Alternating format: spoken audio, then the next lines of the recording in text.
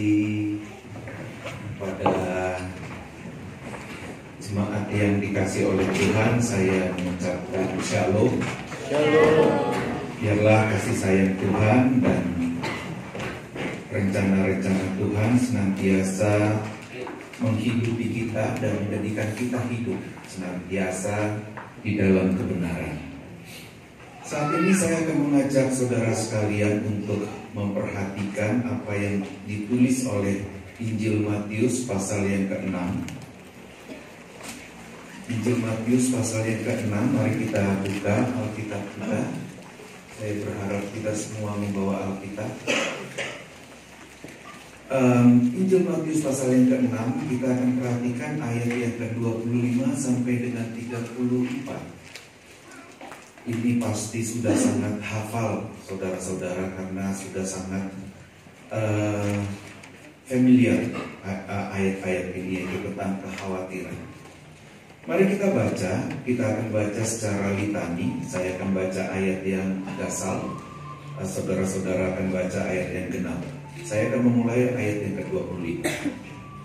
Karena itu aku berkata kepadamu, janganlah khawatir akan hidupmu, akan apa yang hendak kamu makan atau minum, dan janganlah khawatir pula akan tubuhmu, akan apa yang hendak kamu pakai. Bukankah hidup itu lebih penting daripada makanan, dan tubuh itu lebih penting daripada pakaian? Manakah burung-burung yang langit yang tidak menabur dan tidak menuai dan tidak mengumpulkan bekal dalam tubuh, namun diberikan oleh Bapamu yang di surga? Bukankah kamu jauh melebihi burung-burung itu?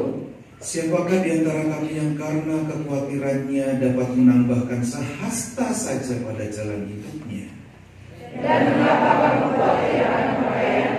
Perhatikanlah bunga bakul di ladang, yang tumbuh tanpa bekerja dan tanpa meminta. Namun aku berkata kepadamu, Salomo dalam segala kemegahannya pun tidak berpakaian seindah salah satu dari bunga itu. Jadi jika demikian Allah mendengar selimut di ladang, yang hari ini ada dan besok dibuang ke dalam api, tidakkah Ia akan lebih lagi menandai kamu, hai orang yang kurang percaya? Sebab itu janganlah kamu khawatir dan berkata, apakah yang akan kami makan, apakah yang akan kami minum, apakah yang akan kami pakai. Semua itu dicari bangsa-bangsa yang tidak punya Allah. Akan tetapi Bapamu yang di surga tahu bahwa kamu memerlukan semuanya itu. Tetapi carilah dahulu kerajaan Allah dan kebenarannya, maka semuanya itu akan ditambahkan kepadamu.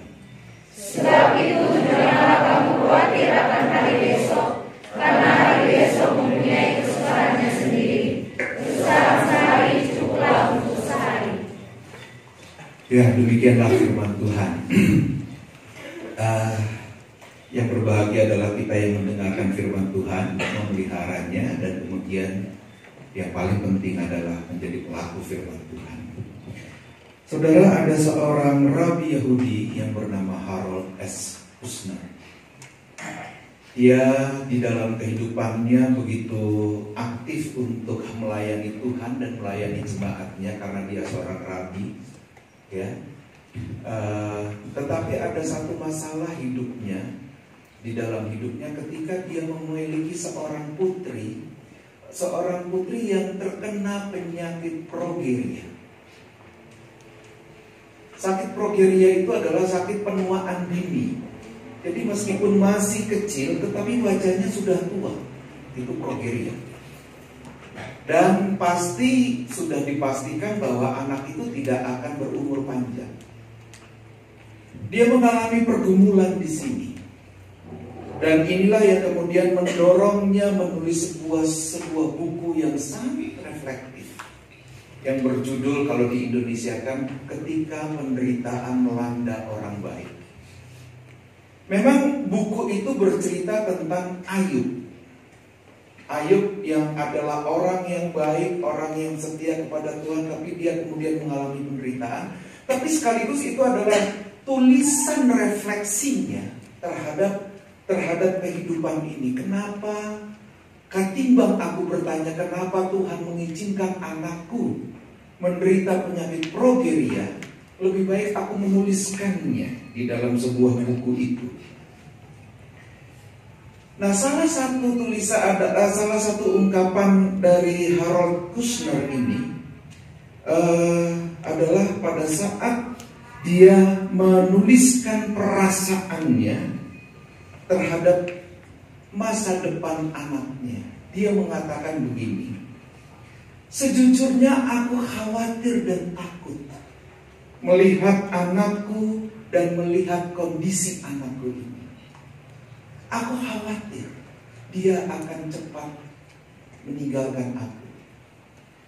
Tapi yang menarik kemudian, sesudah dia menulis kata-kata itu, dia kemudian melanjutkan dengan kalimat yang lain. "Tetapi kekhawatiranku inilah yang kemudian mendorong aku untuk bisa terus mendampingi anakku di dalam segala kelemahannya, supaya dia mampu menghadapi kematiannya." Jadi Kushner menyediakan dirinya menjadi pendamping bagi anaknya di dalam menghadapi kematiannya. Memang dia juga menyadarkan tentang bagaimana hidup ini indah, hidup ini adalah perlu disyukuri. Tapi di sisi lain Kushner tahu bahwa anak ini tidak akan lama. Nah, akhirnya dia menjadi pendamping. Nah, pendampingan itu terjadi karena Kushner mengatakan bahwa sebetulnya saya khawatir dan takut.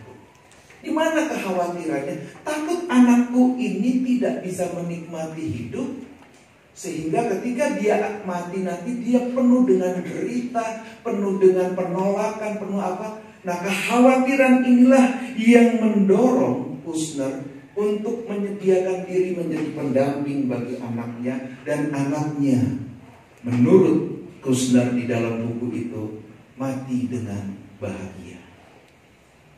Di mana letak kematian yang bahagia adalah ketika dia mampu dan anaknya itu tidak sampai 10 tahun, dia kemudian mengucapkan bahwa aku mati untuk berjumpa dengan Bapakku yang di surga. Itu adalah kematian berbahagia. Nah, kalau begitu, saudara, ternyata di satu sisi kekhawatiran itu adalah negatif, tapi ternyata ini dapat mendorong untuk menumbuhkan sikap yang positif. Ini yang diungkapkan oleh seorang psikolog sekaligus seorang agamawan yang bernama Otto Rank. Dia mengatakan bahwa di dalam dirinya sendiri kekhawatiran itu adalah sesuatu yang bersikap negatif. Tetapi bagi orang yang beriman, tetapi bagi orang yang bijak, hal yang negatif pun di dalam dirinya dapat dijadikan untuk menjadi sebuah kekuatan di mana ia akan menjadikan hal yang negatif itu sebagai kekuatan agar ia bisa memantulkan dirinya lebih tinggi lagi. Jadi justru orang beriman punya kekuatan.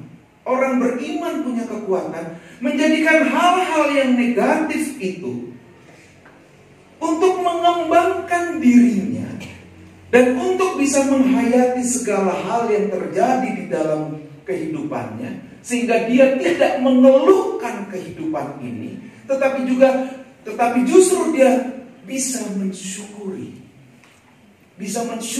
kehidupan ini. Nah, inilah nilai-nilai negatif yang diubahkan sedemikian rupa oleh orang beriman, sehingga orang beriman itu tidak akan pernah hancur oleh nilai-nilai yang negatif di dalam kehidupan ini. Ya, contoh konkretnya lah, yang sederhana aja. Kalau kita kuliah di sini, ya kan, seringkali kan kita khawatir, aduh nanti nilai saya jelek. Apa yang kemudian kita lakukan? Kita belajar kan? Karena khawatir tidak lulus, jadi kita belajar. Khawatir rambut kita botak, begitu ya. Terus kemudian kita akan memilih shampoo yang tepat untuk rambut kita supaya nggak botak, nggak rontok. Gitu. Khawatir supaya kita khawatir sakit, maka kita akan menjaga kondisi dan pola hidup kita. Inilah sebetulnya yang Otto Rank katakan, bahwa bagi orang beriman, hal-hal yang negatif itu justru akan mendorong dia untuk bisa memantulkan dirinya lebih tinggi lagi, supaya dia bisa menghayati hidup ini. Nah, kalau begitu, apakah perkataan Yesus di dalam Matius 6 ayat 25-33 adalah perkataan yang salah? Tidak. Konteksnya yang berbeda. Nah, di sini Yesus mengakui bahwa kekhawatiran itu mampu akan menjadi dorongan bagi orang yang untuk bisa bangkit gitu ya, yang mendorong untuk. Tetapi ada satu jenis kekhawatiran yang akan menghancurkan kehidupan manusia, yaitu kekhawatiran yang khas, yang oleh Yesus dikatakan dengan merinate. Di dalam bahasa Yunani, merinate itu artinya ketika kamu khawatir terus-menerus sedemikian rupa, dan kekhawatiranmu itu kemudian menutupi dan menghilangkan imanmu, inilah yang tidak benar. Karena seringkali orang khawatir itu kemudian menghilangkan keimanan seseorang. Kekhawatiran yang terus-menerus sedemikian rupa, kekhawatiran yang pada akhirnya membawa orang pada keputusasaan, kekhawatiran yang mungkin diakibatkan oleh overthinking. Aku khawatir ini, setiap hari mengeluh, sehingga kalau bertemu pasti ditanya, apa keluhan kita hari ini?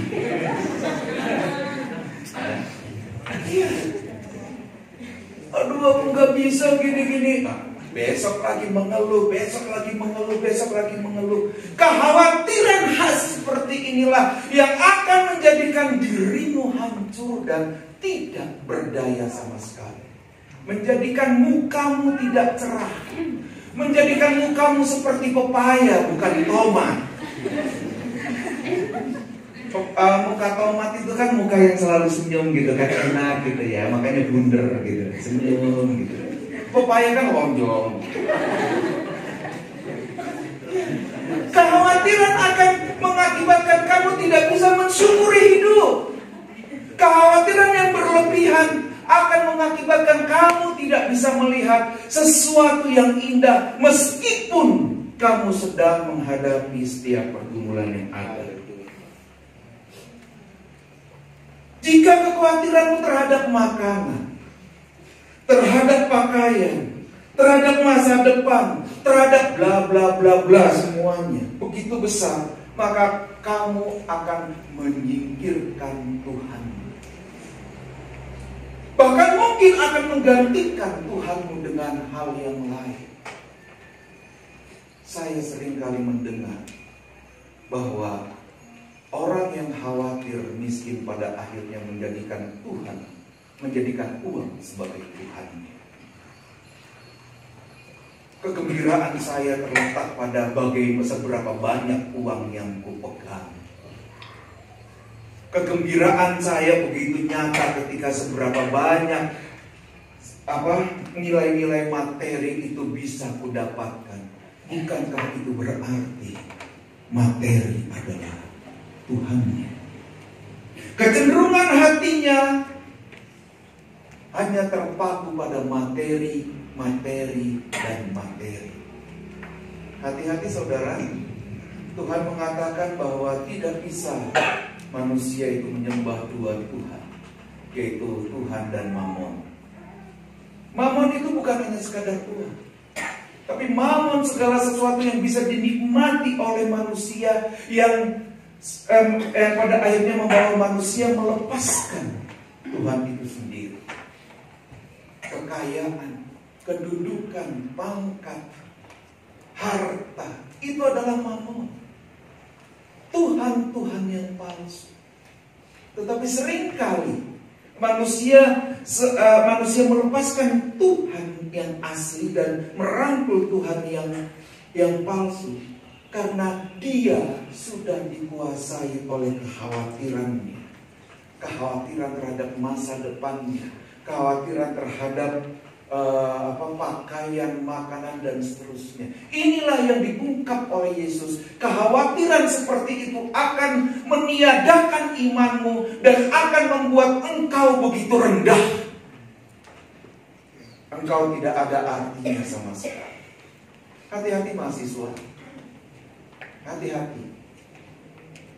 Karena seringkali kita mencoba membandingkan diri kita dengan teman-teman yang lain. Waduh, temanku kok penuh dengan segala sesuatu yang enak. Dia bisa beli makanan, dia bisa ini, kok aku tidak. Ketika kita mulai membandingkan dan kemudian kita menganggap bahwa diri kita tidak memiliki berkat dari Tuhan, kekhawatiran muncul. Ini yang akan kemudian mendorong kita untuk mengabaikan Yesus Kristus sebagai Tuhan, tetapi menempatkan kenikmatan-kenikmatan semu sebagai tujuan hidup kita.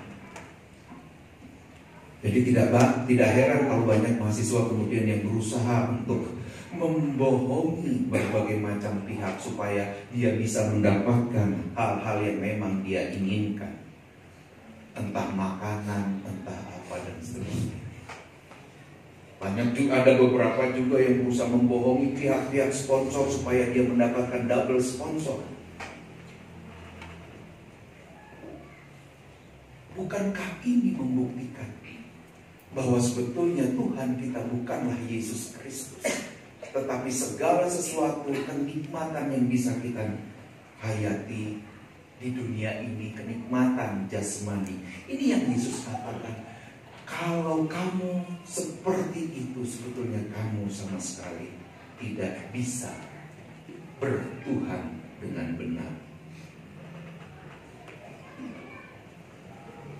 Saudara kekasih Tuhan, kalau kekhawatiran itu lebih besar daripada iman, dikatakan di dalam Matius 6 ayat 25 sampai 34 tadi, maka setiap orang tidak akan pernah bisa menemukan kerajaan Allah dan tidak bisa mencari kerajaan Allah atau Basilia Tunteo. Pertanyaannya, kalau Tuhan mengatakan kita tidak bisa menemukan kerajaan Allah ketika kekhawatiran yang berlebihan itu terjadi di dalam diri kita, sebenarnya apa yang dimaksud dengan kerajaan Allah?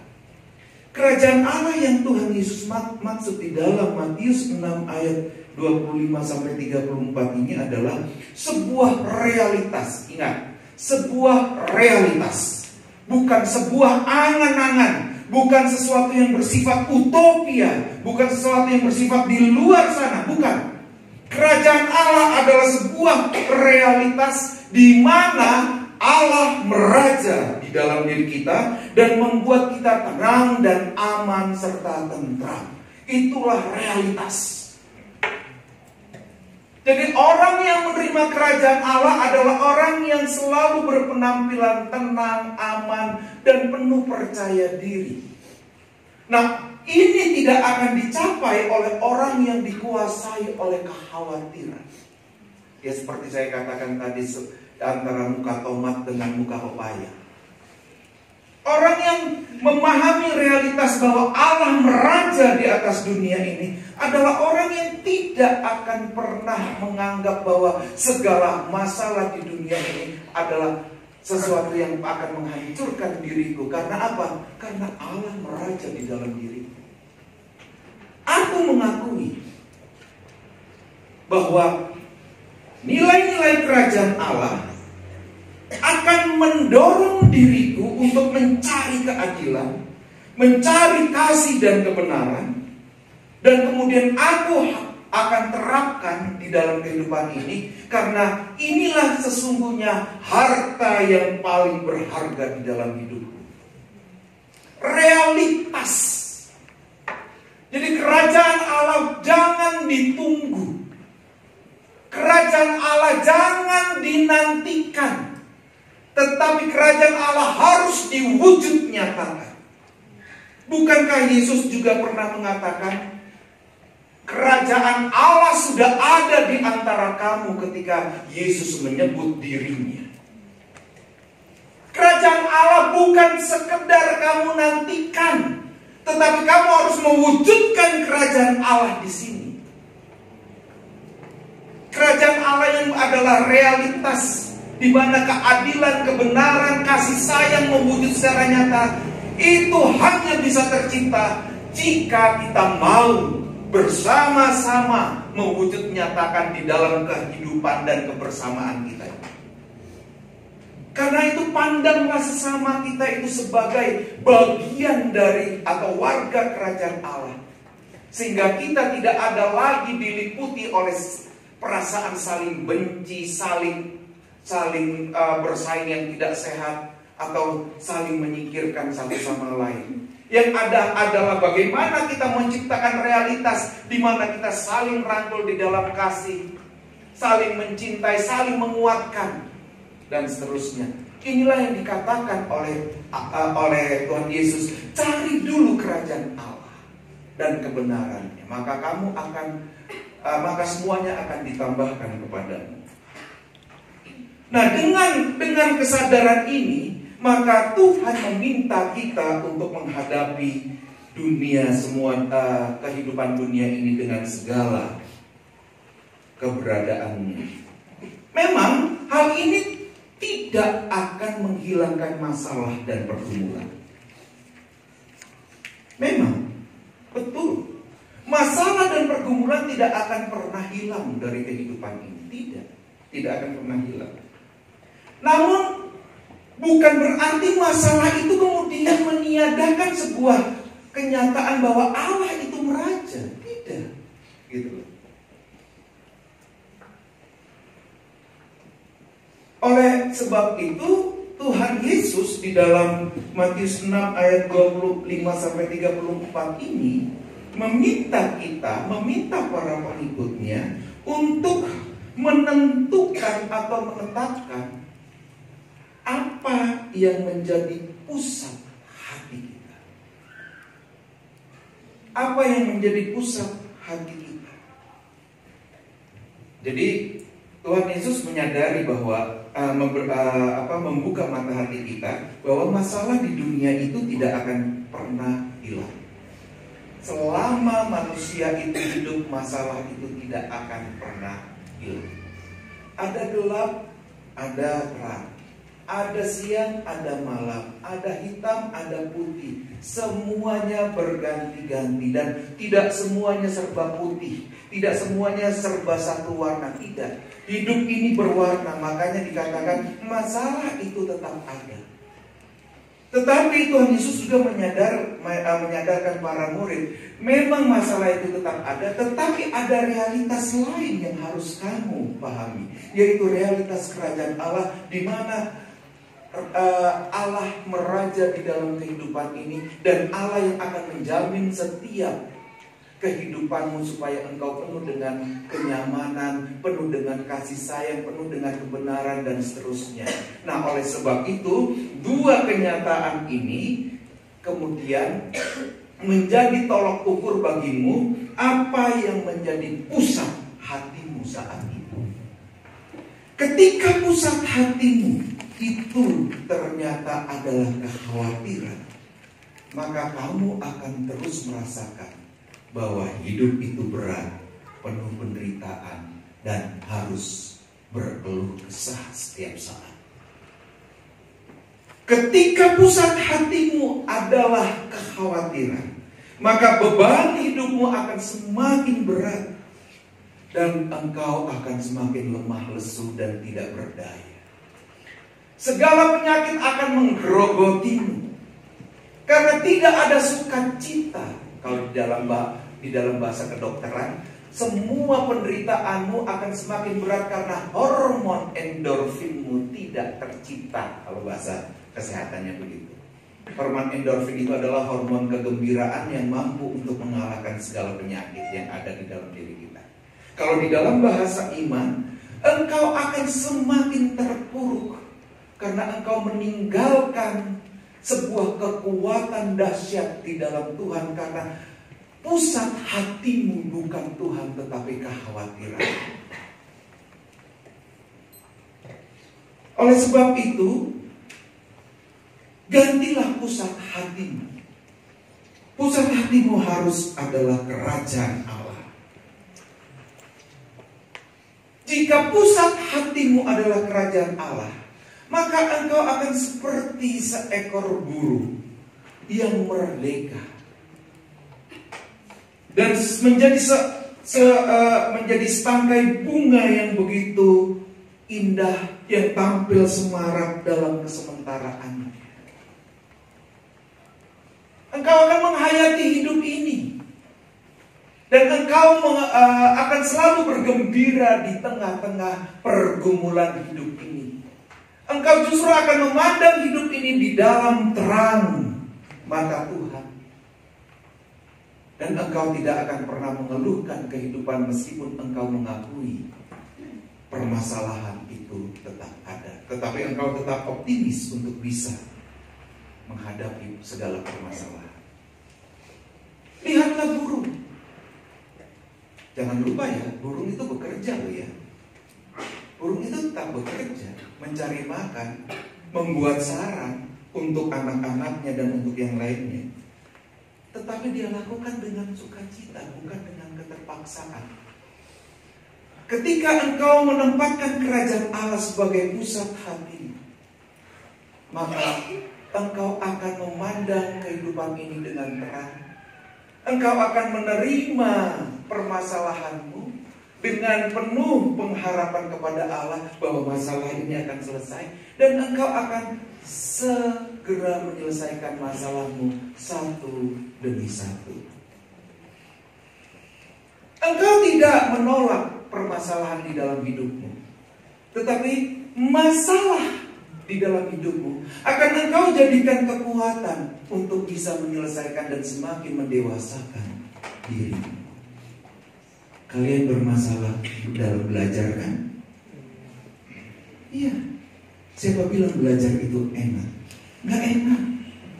Tapi justru yang nggak enak itu kalau kalian gunakan dengan benar-benar, maka belajar itu akan menghasilkan diri kalian menjadi manusia yang unggul. Hayati pembelajaran itu dan nikmati sesuatu yang kata orang tidak enak itu. Nikmati. Jangan dikeluh kesahkan terus. Apa-apa keluh kesah. Aduh banyak tugas. Ya memang kuliah itu di mana-mana banyak tugas, perasaan saya gitu. Gak ada kuliah yang gak ada tugas. Ya. Saya pernah kok ngerasain kuliah sumprit. Supaya dan saya bisa merasakan bahwa setiap hari ada tugas. Tetapi bagaimana pusat hati kita? Kalau pusat hati kita kerajaan Allah, maka segala tugas itu adalah sesuatu yang akan menjadikan kita menjadi unggul. Jangan menolak setiap permasalahan hidup. Hadapi dengan kegembiraan. Saya ingat seorang penyanyi, pencipta lagu country namanya Mary John Wilkin. Suatu saat dia sedang berjalan dan menyetir Cadillac-nya, seorang yang kaya.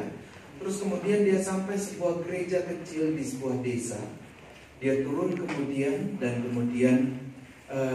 memakai baju wol begitu ya, baju yang sangat indah, dan dia menemui pendeta yang ada di gereja kecil itu.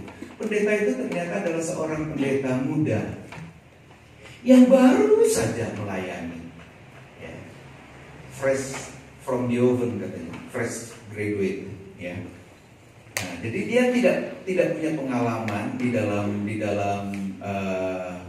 pastoral, tidak punya pengalaman yang lainnya, tetapi kebetulan Mary John Wilkin itu menemui pendeta itu.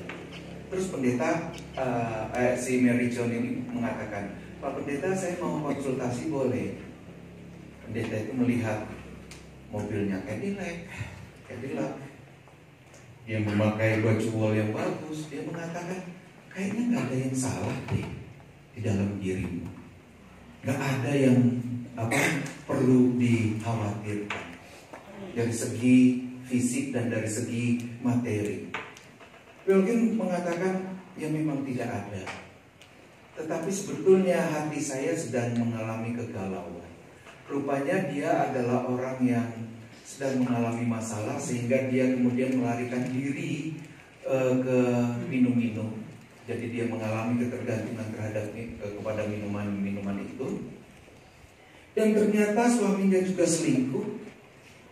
Dan ternyata teman-temannya juga seringkali pinjam uang tetapi tidak mengembalikan, kalau itu biasa ya." Dan seterusnya. Dia bercerita, Mary John Wilkin ini, "Saya ini benar-benar hancur secara di dalamnya. Kelihatan saya begitu bagus, tapi kemudian tapi sebetulnya di dalam saya hancur." Yang namanya pendeta baru belum pernah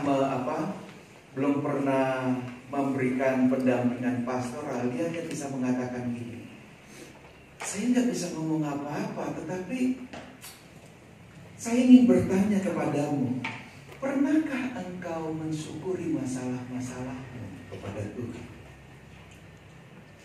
Pernahkah engkau bersyukur kepada Tuhan terhadap segala masalah yang memang Tuhan izinkan terjadi atas?" Bingung. Apa yang disyukuri terhadap masalah ini? Dia hanya mengatakan begitu. Pulang, Mary John Wilkin ini pulang, tapi perkataan pendeta itu terngiang. "Pernahkah kamu mensyukuri setiap masalah yang kamu hadapi?" Kemudian dia mulai mengurai. Mungkin maksudnya adalah bagaimana saya tidak boleh bergantung kepada masalah, tetapi saya harus menghadapi masalah ini satu demi satu. Kalau saya mengumpulkan masalah dan kemudian saya berusaha menghadapinya sekaligus, maka pusat hati saya dikuasai oleh permasalahan dan saya pasti kalah. Tetapi saya harus menghadapi masalah satu demi satu. Sampai rumah kemudian dia mengambil pena, pulpen, dia tulis, terciptalah sebuah lagu yang pasti angkatan saya, angkatan tua, pasti masih ingat lagu ini. Refrennya begini. "One day at a time, sweet Jesus."